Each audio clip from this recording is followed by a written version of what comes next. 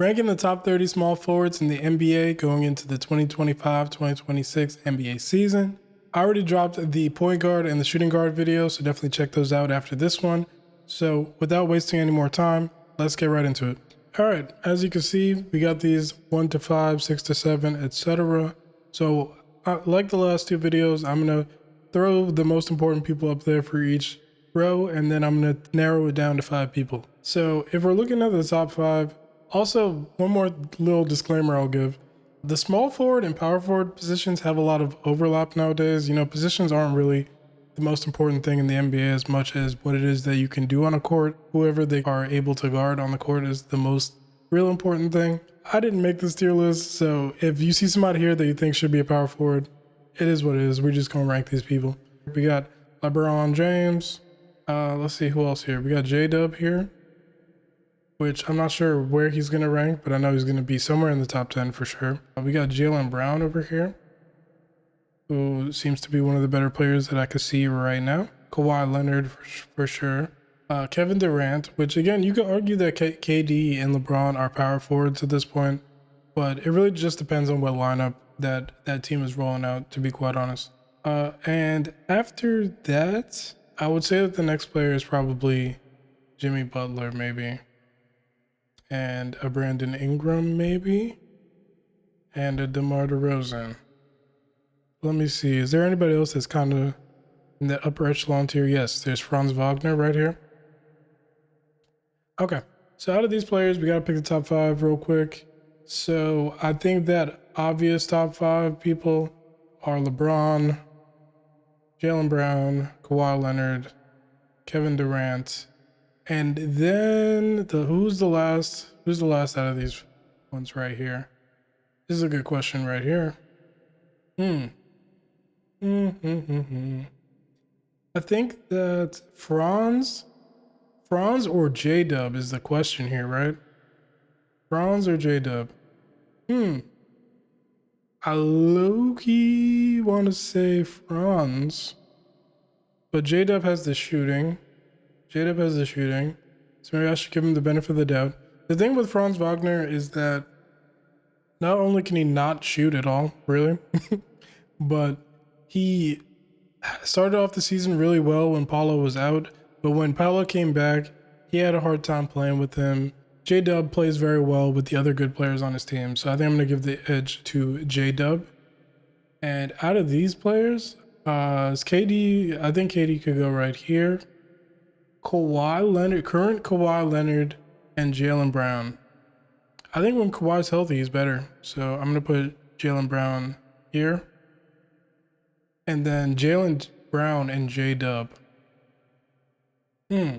I think the answer to this question is really going to be answered this season, to be quite honest. Because yes, J-Dub can have those moments in the playoffs where he just moves up from being just a regular second option to like arguably could be a first option by himself. We're going to actually see Jaylen Brown as a first option this year. So that should be really interesting. But for now, I'm going to give all due respect to the finals MVP and put him above J-Dub for now. Now, when we get to this tier, we got Franz, we got Jimmy, Brandon Ingram, and DeMar DeRozan. And I think that this order is perfectly fine the way it is. But now we got to see who's going to be the 5th person in this row. All right, so who is going to be in that kind of next tier of player? Let's see. Who is in the semi-obvious next tier? I'm going to say Cam Johnson, probably. I'm going to say Brandon Miller. I'm going to say Denny Avdia. I'm going to say OG Anunoby. Let's see here. Trey Murphy for sure. I think we got our next 5 right here, to be honest. So, we need one person to go into the number 10 spot. Wow.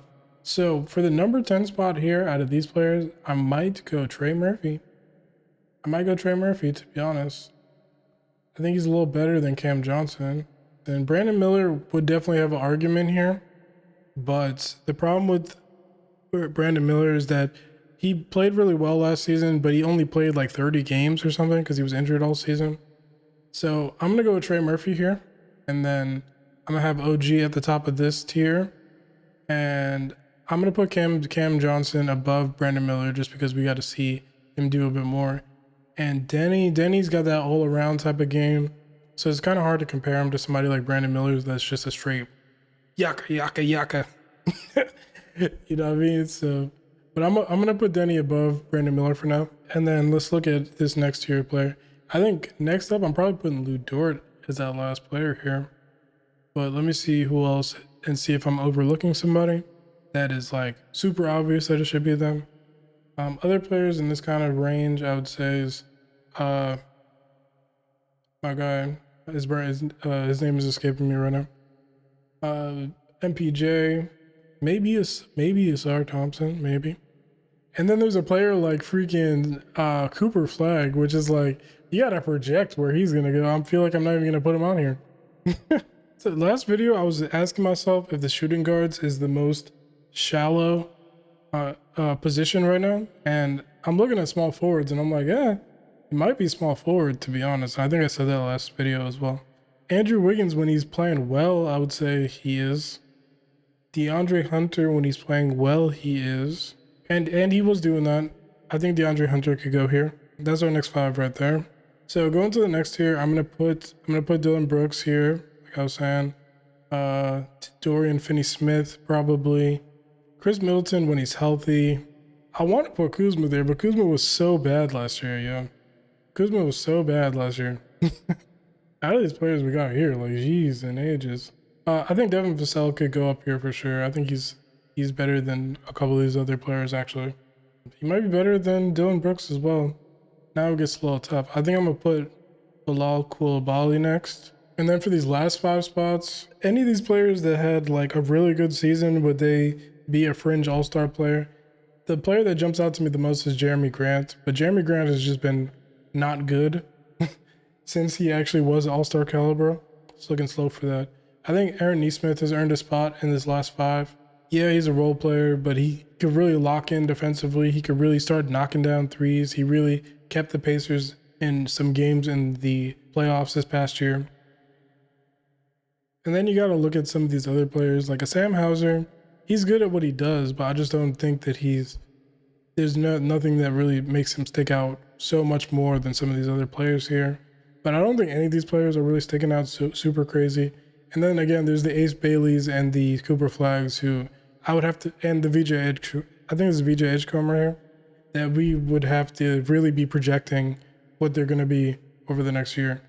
So honestly, I think I could put Cooper Flag up here, Ace Bailey, and VJ Edgecombe. I'm not so sure. It's a bunch of mid up here right now, yeah. I think I could put Jeremy Grant now. I think we could put, I think honestly, Keldon Johnson. I don't know why people be shitting on Keldon Johnson, but I think he's a pretty good player, yeah. Yeah, and then it gets tough. Maybe what's my man's name? Isaac Okoro. But we got Najee Marshall, we got Kelly Oubre, Zachariah Richeche.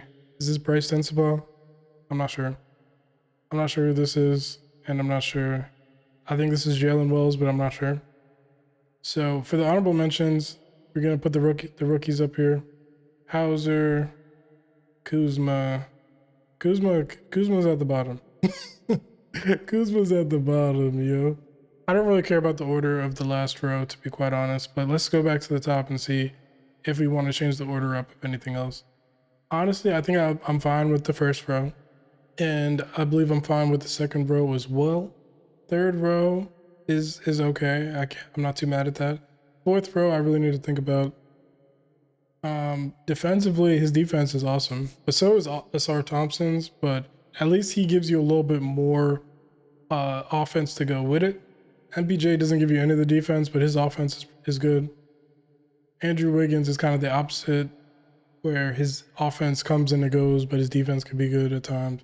DeAndre Hunter, kind of comparable. So I think Andrew Wiggins at his best could even jump up a tier, maybe 2, maybe not 2, but he could jump up another tier. But for what he showed us last year, I think I'm fine with him being right there. I think Asar Thompson's going to take a leap next year. I think MPJ is going to have just more opportunity. And yeah. So going down to the next one. Devin Vassell versus DeAndre Hunter is a good question, I feel like. Am I overrating DeAndre Hunter? And should I put Devin Vassell up? Let me know in the comment section down below. I'm not really too sure on that one. And Devin Vassell is really a shooting guard. He probably should have been on the shooting guard list, but the Spurs have so many guards that he probably is going to be playing small forward this year. Let's see here. And I'm not sure how much small forward he played last year off top, to be honest. I think we can put Chris Middleton above Dorian Finney-Smith.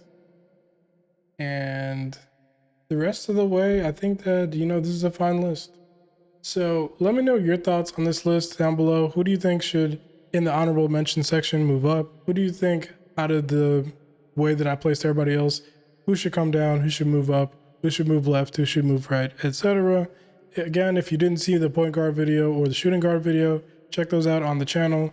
Please like the video, subscribe for more videos like this, and for when the power forward video drops in the next couple of days, and the center video after that.